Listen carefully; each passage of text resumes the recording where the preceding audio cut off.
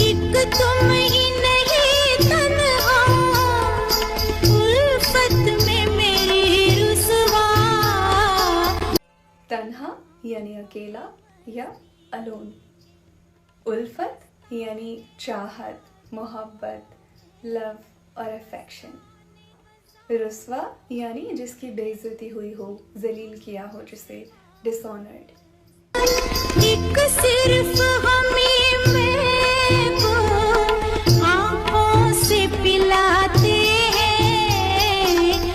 میں یعنی شراب اور لیکر. کہنے کو تو دنیا میں خانے ہزاروں ہیں. میں خانہ یعنی شراب پینے یا پلانے کی جگہ اور بار.